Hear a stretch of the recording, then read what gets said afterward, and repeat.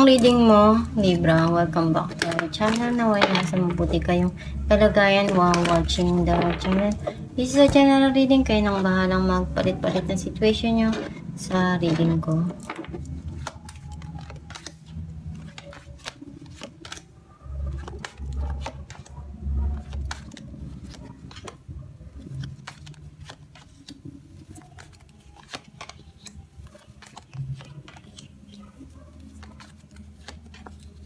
At the bottom of the deck,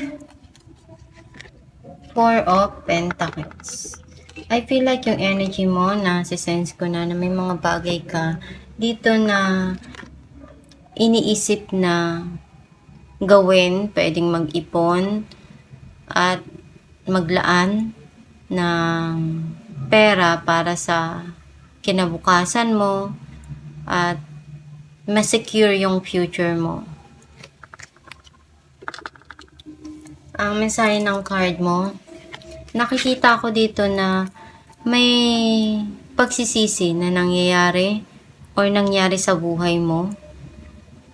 Some of you naman, you are refusing some offers na alam mo naman na kailangan tanggihan.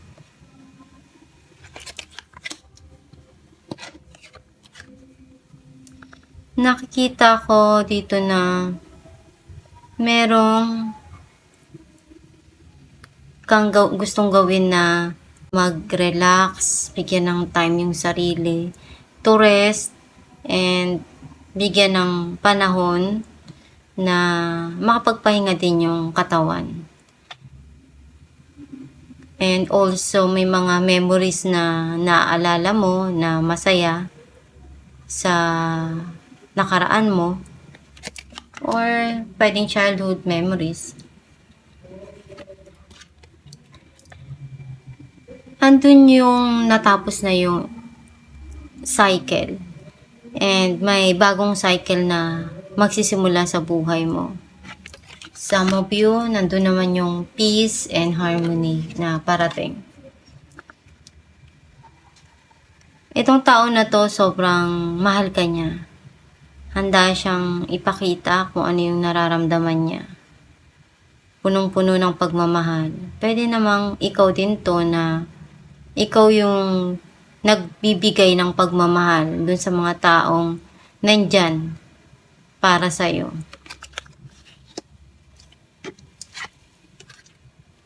May mga tinitignan ka na pangarap mo, goal mo, or achievement na gusto mo pang makuha. Some of you naman, unti-unti mong nakukuha kung ano yung mga dati na hindi mo inaasahan na marireceive mo.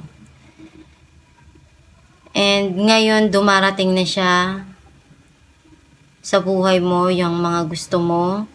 Nagkakaroon na ng stability. Pwedeng umuunlad na yung financial mo.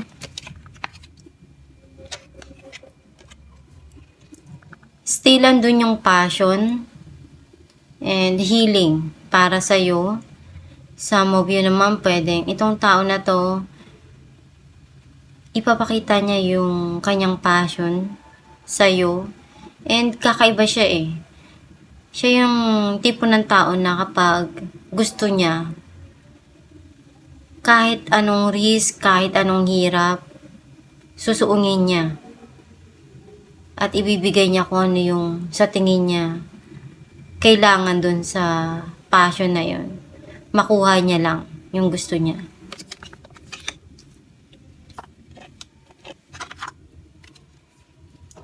Yung mga pagsubok na pinagdaanan mo, na overcome mo naman, some of you naman may parating na crossroad na tatahakin mo.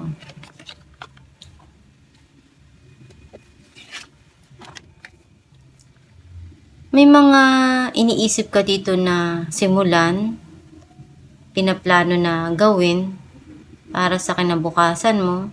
Some of you naman, pwedeng may gusto kang puntahan or mag-travel. Clarify natin ang Four of Cups. The Star and Seven of Wands. Nakikita ko dito na may mga pinagdarasal ka at umaasa ka na one day makuha mo yun. Minamanifest mo rin at the same time. Hindi lang nagdadasal ka, minamanifest mo na matanggap mo yon. Pwedeng offer na gusto mong makuha. Clarify natin ang Wheel of Fortune. 5 of Wands and 9 of Wands. Nagkaroon ng pagtatalo doon or conflict. Some of you pwedeng struggle. And natapos na, nagkaroon na ng end yung cycle na yon. Yung new cycle na papasok sa'yo is andun yung babangon ka na uli. Gagawin mo lahat ng makakaya mo para matugunan kung ano yung mga bagay na gusto mo pang maiayos. Clarify natin ang 9 of Pentacles, 7 of Pentacles, and King of Pentacles. Itong tao na to gusto niyang maglaan ng oras, ng panahon. Everything na kaya niya. Even money. Kasi ngayon, nakikita niya na you deserve it. Nakikita niya na stable ka. And may mga tinitingnan siya sa'yo na pwedeng nagugustuhan niya. Some of you naman, pwedeng ikaw din to na masaya ka kung ano yung natatanggap mo. Nagiging maganda yung financial mo, nag-grow, naging stable, and kontento ka sa mga dumarating. Clarify natin ang 2 of Swords.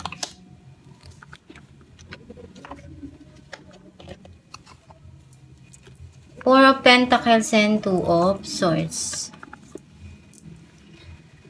Andun yung meron kang hindi makalimutan na na-experience mo sa past. Pwedeng situation, person. And na-overcome mo naman yun. Nalagpasan mo lahat nung naranasan mo na yun. Clarify natin ang 4 of Swords. Temperance and 9 of Cups. Kailangan mo lang talaga na mahabang patience. Kasi kung ano man yung gusto mo, darating din yan. And andun yung pinagdarasal mo palagi na makuha mo yan. Ibibigay din yan sa'yo once na andun na yung perfect timing. Clarify natin ang King of Cups. 8 of Pentacles and King of Wands. Etong tao na to, sobrang minahal ka niya. Andun din yung passion. And kahit anong susuungin niya, kahit anong sitwasyon, papasukin niya. And handa siyang pagtrabahuan, gawin lahat ng makakaya niya. Some of you naman, pwedeng itong person na to connected sa trabaho niyo. Clarify natin ang Queen of Wands. 5 of Cups and 9 of Pentacles. Andun yung may mga tinitingnan ka way back na nangyari sa buhay mo. And binabalikan mo yun. Ayun yung naging susi, kumbaga, para sa'yo na ma-achieve mo kung ano yung nakukuha mo ngayon. Yun yung ginamit mo to improve yourself. Clarify natin ang 2 of Wands.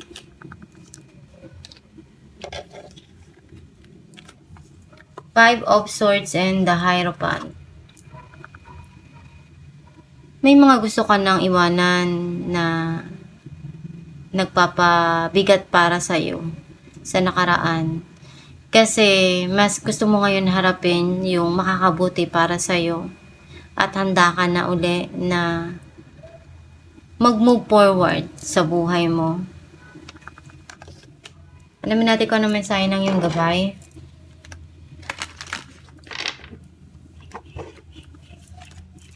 Trustworthy guidance. You have received wonderful ideas as an answer to your prayers. This idea is real and trustworthy.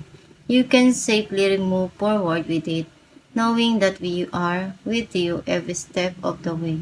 Ask for and be open to receiving our support for anything that you need related to this idea.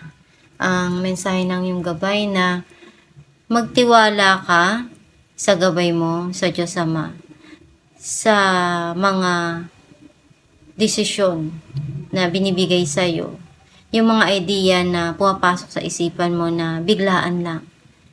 Isa yun yung way nila to help you dun sa mga desisyon mo na maging tama. Ikaw lang din naman yung mamimili, magdidesisyon kung ano yung dapat mong gawin dun sa sitwasyon na pumapasok sa buhay mo. Basta magdasal ka lang palagi para magabayan ka at alagaan ang iyong sarili. At itong new reading, Libra, kung nakaresonate ka, kindly comment down below. Thank you for watching.